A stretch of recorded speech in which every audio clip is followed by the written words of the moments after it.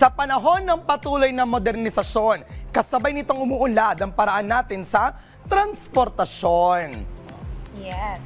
At narito ang mga kaganapan sa pre-event press conference ng 13th Philippine Electric Vehicle Summit. Panoorin natin ito. Sa mabilis na takbo ng panahon, kasabay ding umuunlad ang paraan ng ating pamumuhay.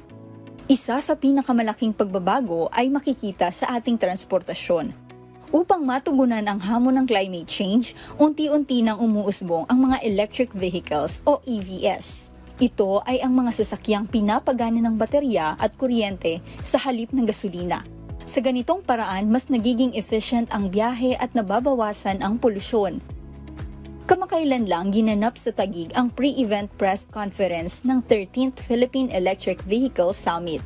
Ipinaliwanag ni Director Patrick Aquino ng Department of Energy na ang EVs ay mag-ooperate sa pamamagitan ng renewable energy tulad ng solar energy, wind energy, geothermal heat at iba pa. Ang mga ito ay likas na yaman na hindi nauubos at hindi nagdudulot ng polusyon. RE po ang magpapower para sa EV. At yun po yung direksyon na ginagawa ng ating pamahalaan.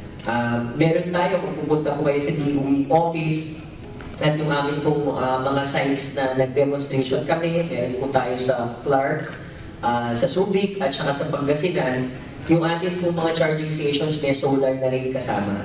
So yun po yung nakikita nating direksyon para maibsan.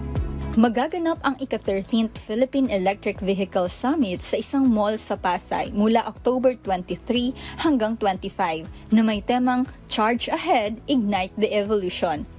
Ang modernisasyon ay hindi lamang tungkol sa pagsabay sa uso, kundi dapat nakaangkla sa mas malalim na layunin, ang pagprotekta sa ating inang kalikasan.